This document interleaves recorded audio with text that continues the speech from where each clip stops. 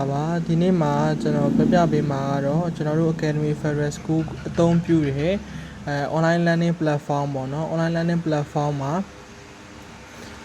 စာသင်ကြားတဲ့အခါမှာအသုံးပြုတဲ့ software ကိုဘယ်လိုထည့်ကြမလဲဘယ်လိုမျိုးအသုံးပြုကြမလဲဆိုတာကိုပြပြပေးပါမယ်ကျွန်တော်တို့ Academy Federal School ကဒီသင်ကြားရေးမှာလုံခြုံစိတ်ချစွာသင်ကြားနိုင်ရတဲ့အတွက် Microsoft Office 365ဆိုတဲ့ platform ကိုအသုံးပြုပါတယ်Microsoft Office 365ဆိုတဲ့ platform ရဲ့အောက်မှာသုံးလို့ရတဲ့ software တွေကတော့အများကြီးရှိပါတယ်။ဒါပေမဲ့အဲ့ဒီ software တွေကိုကျွန်တော်တို့ကအဲ့ဒီ software တွေထဲမှာစာသင်ကြားတဲ့အခါမှာအဓိကအသုံးပြုတဲ့ software ကတော့ကျွန်တော်တို့ Microsoft Teams software ဖြစ်ပါတယ်။ Microsoft Teams software ဖြစ်ပါတယ်။အဲ့ဒီ Microsoft Teams software လေးကိုဘယ်လိုမျိုးထည့်ကြမလဲဘယ်လိုမျိုးအသုံးပြုကြမလဲဆိုတာလေးကိုဒီဗီဒီယိုလေးမှာပြောပြပေးမှာဖြစ်ပါတယ်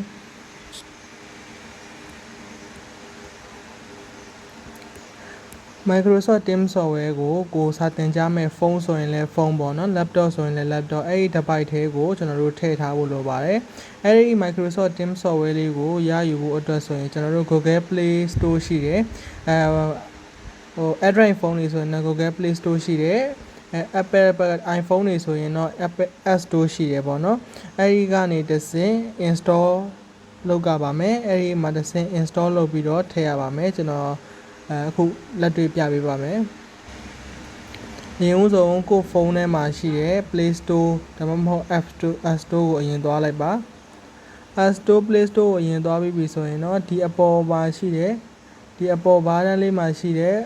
search ဘားတန်းလေးကနေတစ်ဆင့် Microsoft Teams လို့ရိုက်ရှာလိုက်ပါ Microsoft Teams လို့ရိုက်ရှာလိုက်တဲ့အခါမှာဒီမှာကျွန်တော်တို့တွေ့ရပြီပေါ့နော် Microsoft Teams software လေးတွေ့ရပါပြီအဲ့ဒါလေးကို install လုပ်ပေးပါ Microsoft Teams software လေးကိုဒီမှာကျွန်တော်တို့ download လုပ်ပြီးပြီဆိုရင်တော့အဲ့ Microsoft Teams software လေးတွေကိုဝင်ပေးရပါမယ် Microsoft Teams software လေးကကျွန်တော်တို့ကဒီဝင်ချင်းမှာဆိုရင်တော့ပေါ့နော်ကျွန်တော်တို့ဒီလိုပုံစံမျိုးလေးပြပေးပါမယ်ဒီမှာကတော့ကျွန်တော်ကအကောင့်တစ်ခုရှိခဲ့ပြီးတော့ဒီလိုပုံစံလေးပြရနေရပါတော့ဝင်ချင်းမှာဆိုရင်ကျွန်တော်တို့ကဒီတိုင်းလေးမြင်ရမှာဖြစ်ပါတယ်ဒီတိုင်းလေးမြင်ရမှာဖြစ်ပါတယ်ဒီမှာကျွန်တော်တို့ဒီ Microsoft ကိုသုံးဖို့ဆိုရင်ကျွန်တော်တို့ email လိုအပ်ပါတယ်အဲ့ဒီ email ကကြတော့ကျွန်တော်တို့ဒီအပြင်မှာသုံးနေကြကိုပိုင် email တွေလိုမဟုတ်ဘဲနဲ့ကျွန်တော်တို့ကျောင်းကနေပြီးတော့ပေါ့နော် Academy Federal School ကျောင်းကနေပေးတဲ့email လေးကိုအသုံးပြုရပါတယ်အဲ့ဒီ email ကိုဘယ်လိုရမလဲအဲ့ဒီ email လေးကိုဘယ်လိုရမလဲဆိုတာလေးကိုကျွန်တော်တို့ပြောပြပါမယ်ကျွန်တော်တို့အဲ့ဒီ account ပေါ့နော်တနည်းအားဖြင့် Microsoft account လို့ခေါ်တဲ့အဲ့ဒီ email လေးကိုကျွန်တော်တို့ကျောင်းကနေပြီးတော့ဒီ finance department ကနေတစ်ဆင့်ဒီ group ထဲမှာကြီးညာထားပါတယ်လာယူဖို့ပေါ့နော်ကျောင်းသား account နဲ့ email လေးကိုပေးပါတယ်ကျောင်းကနေပေးပြီဆိုရင်နှစ်ခုပေးပါတယ်တစ်ခုက Microsoft account ပေးတယ်နောက်တစ်ခုက password ပေးတယ်ပေါ့နော်ကျောင်းကပေးတဲ့ account တွေမှာဘာပါလဲဆိုတော့သူများနဲ့မတူတာကဒီမှာပါတယ် academyff.org ဆိုတာပါတယ်ပေါ့နော် academyff.org ဆိုတာလေးပါတဲ့ဟာကတော့ဒါကျောင်းကပေးတဲ့ account ဖြစ်ပါတယ်ဒါကြောင့်အဲ့ဒီ account လေးနဲ့ MS 10နဲ့မှာခုန Microsoft 10နဲ့မှာသွားဝင်မှကျွန်တော်တို့စာသင်လို့ရမှာဖြစ်ပါတယ်အဲ့တော့ဒီကျောင်းကနေပေးမယ်နှစ်3ညပေါ့နော်နှစ်3ညတစ်ပေါ့စသဖြင့်ဒါလေးပေးလိုက်မယ်ပေါ့နော်ပေးလိုက်တဲ့ဟာလေးနဲ့ခုနက MS ထဲမှာသွားဝင်မယ်ပြီးရင် password လေးပေးမယ်ကျွန်တော်တို့အဲ့ဒီကျောင်းကနေပြီးတော့ထုတ်ပေးလိုက်တဲ့ password ပေါ့နော်ထုတ်ပေးလိုက်တဲ့ password ဆိုတာကတော့ယာယီ password ဖြစ်ပါတယ်ယာယီ password ပဲဖြစ်ပါတယ်အဲ့ဒီယာယီ password နဲ့ကျွန်တော်တို့သုံးလို့မရပါဘူးအဲ့ဒီယာယီ password ကိုယာယီ password နဲ့တော့ဒီလောလောဆယ်ဝင်မယ်ဝင်ပြီးသွားရင်ဘာလုပ်ပေးရမလဲဆိုတော့ password အသစ်လေးချိန်ပေးရပါမယ်ဟုတ်ကျွန်တော်လက်တွေ့ပြပေးပါမယ်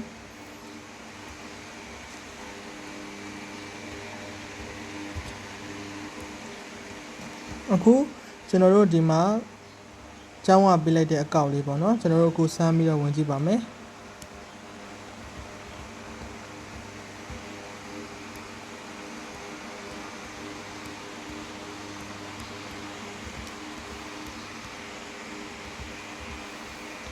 ဒီလိုဝင်တဲ့အခါမှာအထူးသတိထားရမှာကပေါ့နော်ဒီလိုဝင်တဲ့အခါမှာအထူးသတိထားရမှာဘာလဲဆိုတော့ဒီအရှိကကုတ်နံပါတ်လေးတွေနောက် f.academy.f.org ပေါ့အဲ့ဒီကောင်လေးကိုတေချာစပေ့တွေမချဘဲနဲ့ အဆက်တွေမပါဘဲနဲ့တည်တည်ချာချာလေးလုပ်ရပါမယ်နောက်တစ်ခုနောက်က org ဖြစ်ပါတယ် .com မဟုတ်ပါဘူးတချို့လူတွေမှားတတ်ပါတယ်အဲ့တော့ org နဲ့ .com နဲ့မှာလဲတခြားလေးကြည့်ပြီးဖို့လိုအပ်ပါတယ်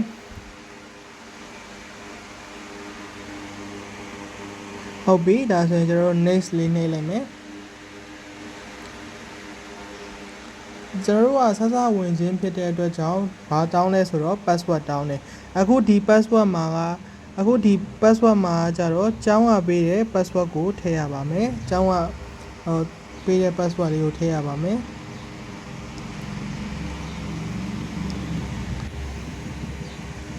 ကျောင်းကပေးတဲ့ password လေးကိုထည့်လိုက်ပြီဆိုရင်ကျွန်တော်တို့ဒီပုံစံလေးပေါ်ပါတယ်ဒီပုံစံလေးကဒီမှာ edit your password မင်းရဲ့ password ကို edit လုပ်ပါပေါ့တနည်းအားဖြင့်ပြောမယ်ဆိုရင်အသစ်ချိန်ပေးပါပေါ့နော်မင်းရဲ့ password ကိုအသစ်ချိန်ပေးပါကျောင်းကပေးတာဟာယာယီ password ပဲဖြစ်တယ်အဲ့ဒါအသစ်ချိန်ရမယ်အဲ့တော့နံပါတ်ဦးဆုံးပထမဆုံးပေါ်လာတဲ့ current password ပေါ့နော် current password မှာကကြတော့ဘာထည့်ရမလဲဆိုတော့ကျောင်းကပေးတဲ့ဟာကိုထည့်ရပါတယ်ကျောင်းကအကောင့်သွားထုတ်တဲ့အခါမှာပေးလိုက်တဲ့ password လေးကိုဒီမှာ current password ဆိုတဲ့နေရာလေးမှာထည့်ရပါတယ်နောက်တစ်ခု new password ကကြတော့ကိုအသစ် change ခြင်းနဲ့ကို password အသစ် change ခြင်းနဲ့ပေါ့နော် password လေးကို new password ဒါကတော့ကိုကြိုက်တာထားလို့ရပါတယ်အဲ့ဒီမှာ new password ဆိုတဲ့နေရာမှာထည့်ရပါမယ်နောက်တစ်ခု confirm password အဲ့ဒီကိုအသစ် change ထားတဲ့ဒီ new password မှာထည့်ခဲ့တဲ့ဟာကိုပဲနောက်တစ်ချိန်ထည့်ရိုက်ပေးရပါတယ်ဒီနှစ်ခုလုံးကတော့အတူတူရိုက်ပေးရပါတယ် new password နဲ့ confirm password ကတော့အတူတူတူရပါမယ်ပေါ့နော်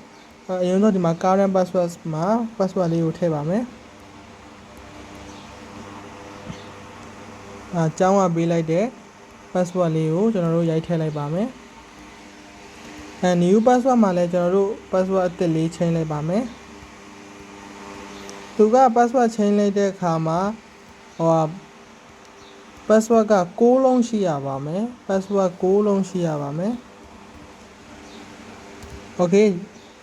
current password ကျောင်းကပေးတဲ့ဟာထည့်ပြီးသွားပြီ new password ကိုအသစ်ချိန်နေတဲ့ဟာထည့်ပြီးသွားပြီ confirm password မှာလည်းကိုချိန်ထားတဲ့ password ကိုပဲပြန်ရေးထည့်ပြီးသွားပြီဆိုရင်တော့ sign in ဝင်လို့ရပါပြီ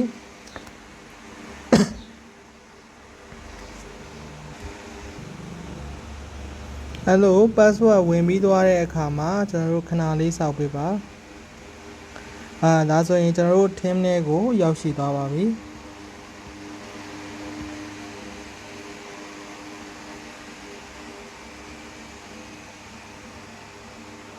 team ထဲကိုရောက်ရှိသွားပြီဆိုရင်ကျွန်တော်တို့ဒါကတော့ team ထဲရောက်သွားတဲ့ပုံစံလေးဖြစ်ပါတယ်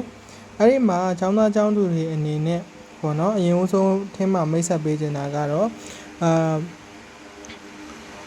ဒီအောက်ကဘားတန်းလေးကိုအရင်ဆုံးမိတ်ဆက်ပေးမယ်ပေါ့နော်ဒီမှာ activity ရှိတယ်chat ရှိတယ် team ဆိုတာရှိတယ် assignment ဆိုတာရှိတယ် calendar ဆိုတာရှိတယ် more ပေါ့နော်ဒါလေးတွေရှိပါတယ်အဲ့ဒီတဲကဒီ activity ဆိုတာကတော့ဒီ team မှာဆရာဆရာမတွေက notification ပို့တာဖြစ်ဖြစ်ဒါမှမဟုတ်ဒီmeeting စတော့မယ်ဆိုတော့လာပြောပြတာဖြစ်ဖြစ်ဒါကတော့ကျွန်တော် noti လာပြီးတော့တက်ပြတဲ့နေရာပါနောက်တစ်ခုကတော့ chat ပါ chat ကတော့အဓိကဘာအတွက်သုံးတာလဲဆိုတော့အိမ်စာတွေ group တွေလုပ်တဲ့အခါမှာသုံးတယ်ဆရာဆရာမတွေကိုစာမေးတဲ့အခါမှာအသုံးပြုတာကတော့ chat ဖြစ်ပါတယ်စာသင်ကြားဖို့အတွက်အသုံးပြုတာကတော့ဒီအောက်က team ဆိုတာလေးပါကျောင်းသားကျောင်းသူတွေအနေနဲ့ MS အကောင့်ရလို့ team နဲ့ဝင်ကြည့်လိုက်တဲ့အခါမှာဒီလိုမျိုးစာသင်ခန်းလေးပေါ်ပါတယ်စာသင်ခန်းဆိုတာ B1 G10 Room 3ပေါ့နော်အဲ့လိုမျိုးစာသင်ခန်းလေးပေါ်ပါတယ်အခုလောလောဆယ်ဝင်ကြည့်လိုက်လို့မပေါ်သေးဘူးဆိုရင်လည်းစိတ်ပူစရာမလိုပါဘူးဆယ်ဆယ်မတွေအပ်ပေးနေပါတယ်စာသင်ကြားခန်းဒီမှာပေါ်လာပါလိမ့်မယ်အဲ့ဒီ B1 G10 Room 3ဆိုတဲ့အခါလေးတွေပေါ့နော်ကိုက G2 တက်မယ်ဆိုရင်bus 2 G2 room ဘလောက်ပေါ်လာလိမ့်မယ် G4 တက်မယ်ဆိုရင် bus 2 G4 room ဘလောက်bus 2 G6 room ဘလောက်ပေါ့အဲ့လိုမျိုးလေးပေါ်လာပါလိမ့်မယ်ဒါကကြတော့ကျွန်တော်တို့စာသင်ရမယ် team ကိုပေါ်တာပါဒီမှာချက်မှာကြတော့ဘာမှပေါ်အောင်မဟုတ်ပါဘူးဒါကစာသင်ကြားပြီးတော့မှဆယ်ဆယ်မတွေအိမ်စာ group ဖွဲ့တော့မှပေါ်လာမှာပါဒါကတော့ဒီ team နဲ့ကိုစတင်ဝင်တဲ့ပုံစံလေးဖြစ်ပါတယ်